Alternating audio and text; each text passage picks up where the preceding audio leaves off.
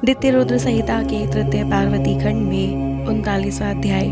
भगवान शिव का नारद जी के द्वारा सब देवताओं को निमंत्रण दिलाना, सबका आगमन तथा शिव का मंगलाचार एवं ग्रह पूजन आदि करके कैलाश से बाहर निकलना। नारद जी बोले, हे विष्णु प्रिय, हे महाप्राज्ञ, हे तात, हे विधे, आपको प्रणाम है। हे कृपानिधे, हम लोगों ने आपसे अद्भुत कथा सुनी। अब मैं शिव जी के वैवाहिक चरित्र को सुनना चाहता हूँ, जो परम मंगलदायक तथा सब प्रकार की पाप राशि का विनाश करने वाला है। मंगल पत्रिका प्राप्त करने के बाद महादेव जी ने क्या किया? परमात्मा शिव जी की ये दिव्य कथा सुनाइए। ब्रह्मा जी बोले, हे वत्स, हे महाप्राज्ञ, महादेव जी ने मंगल पत्रिका का प्राप्त करने के पश्चात जो किया, भगवान शंकर के उस यश को सुनिए।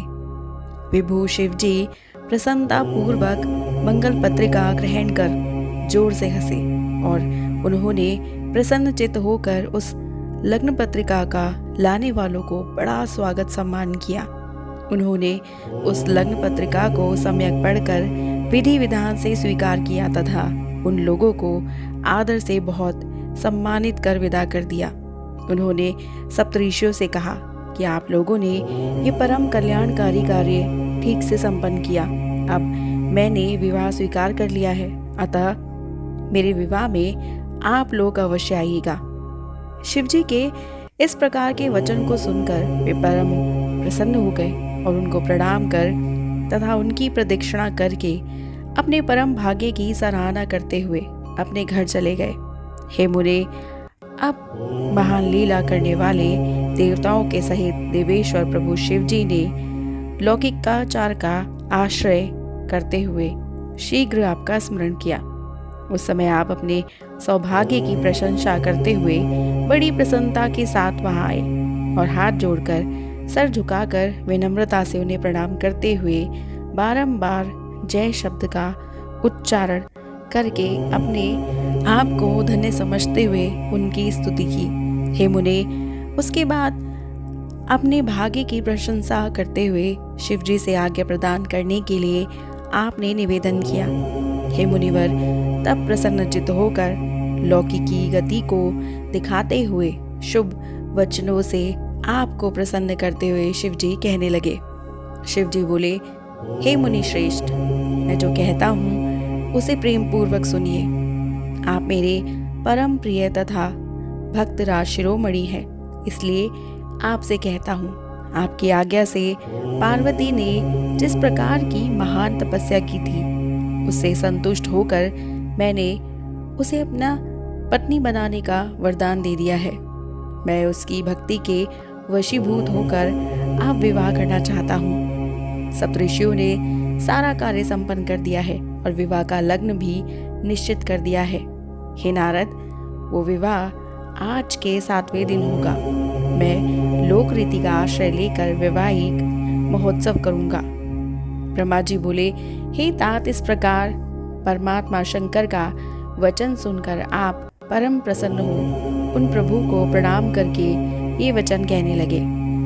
नारद जी बोले, आपका ये व्रत है कि आप भक्तों के अधीन रहते हैं और ऐसा सभी का मत भी है, इसलिए आपने ये उचित ही किया क्योंकि पार्वती यही चाहती थी। हे विभो, अब मेरे योग्य जो भी कोई कार्य हो आप मुझे बताइए। आपको प्रणाम है, आप मुझे अपना सेवक मानकर कृपा कीजिए।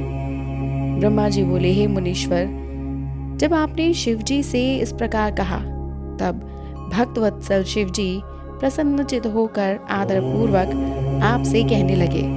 शिव जी बोले, हे मुने, आप मेरी ओर से विष्णु आदि देवों, मुनियों, सिद्धों तथा अन्य लोगों को भी चारों ओर निमंत्रण दीजिए।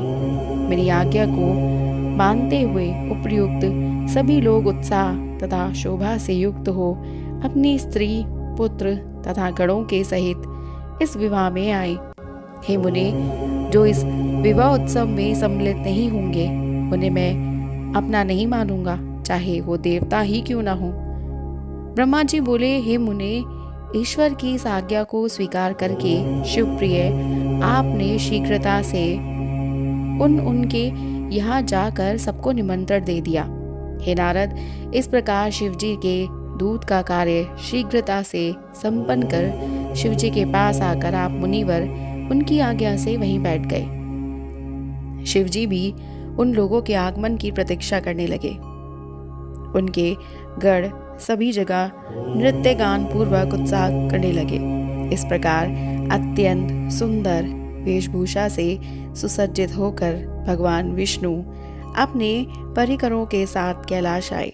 वे अपनी भार्या तथा पार्षदों के साथ भक्ति पूर्वक प्रणाम कर उनकी आज्ञा प्राप्त करके प्रसन्नचित्त हो बैठ गए। उसके बाद मैं भी अपने गणों के साथ प्रसन्नता पूर्वक कैलाश पर्वत पर गया और प्रभु को प्रणाम करके अपने गणों सहित आनंद हो बैठ गया। इंद्र आदि लोकपाल भी अपनी पत्नियों तथा सेवकों के सहित नाना प्रकार के अलंकारों से अलंकृत हो उत्सव मनाते हुए वहां आए। इसी प्रकार निमंत्रित मुनि, नाग, सिद्ध तथा उपदेव एवं अन्य दूसरे लोग भी वहां आए। उस समय महेश्वर ने वहां आए हुए उन सभी देवी देवताओं आदि का प्रसन्नता से पृथक पृथक सत्कार किया। उस समय कैलाश पर देव स्त्रियों ने यथा योग्य नृत्य किया तथा वहां अद्भुत एवं महान उत्सव होने लगा। हे मुने, इसी समय जो विष्णु आदि देवगण शिव जी के यहाँ आए हुए थे, वे सब शिव की वर यात्रा की तैयारी करने के लिए प्रसन्नता के साथ निवास करने लगे। उस समय शिव जी की आज्ञा से आए हुए सभी लोग शिव जी के कार्य को ये मेरा ही कार्य है ऐसा समझकर शिव की सेवा करने लगे। सप्तमातृकाओं को ने शिव जी के विवाह का दुल्हा वेश बड़े प्रेम से शिव जी के अनुरूप सजाया। हे मुनि श्रेष्ठ, परमेश्वर प्रभु की इच्छा से ही उनके स्वाभाविक वेशों को, भूषणों को सजाया गया। सप्तमातृकाओं ने मुकुट के स्थान पर चंद्रमा की बांध दिया।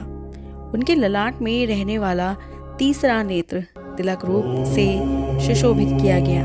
हे मुनि, नाना रत्नों से दैदीप्यमान वो सर्प दोनों कानों को अलंकृत करने वाले कुंडल के रूप में सुशोभित हुए। उनके अंग में निवास करने वाले तथा अन्य सर्प अनेक रत्नों से युक्त आभूषणों के समान सुशोभित हुए।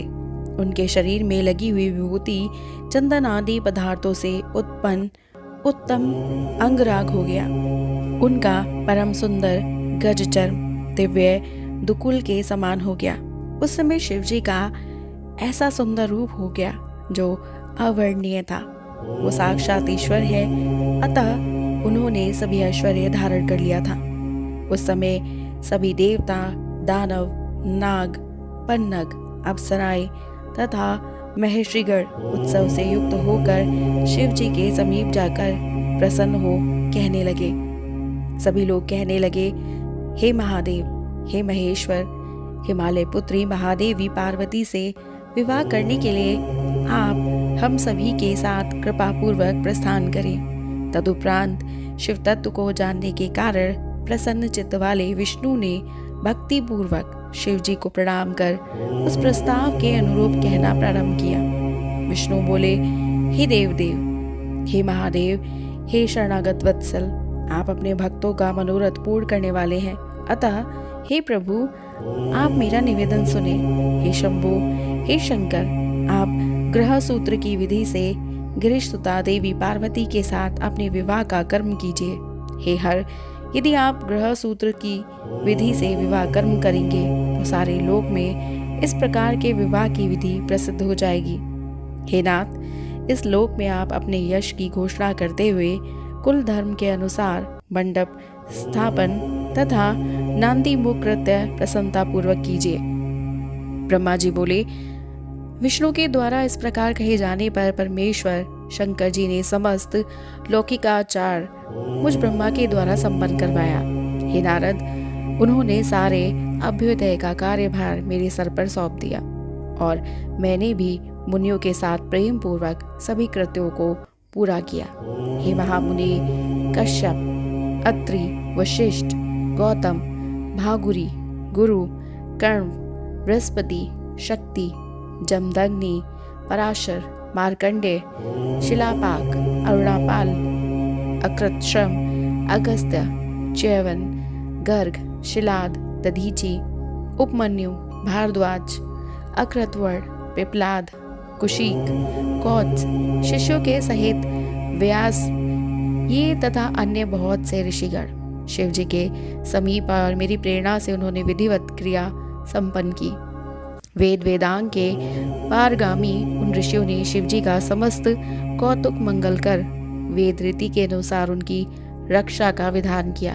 उन संपूर्ण ऋषियों ने रक, यजु, साम एवं अन्य नाना प्रकार के रक्षोग्न सूक्तों से अनेक प्रकार के मंगल पाठ किए।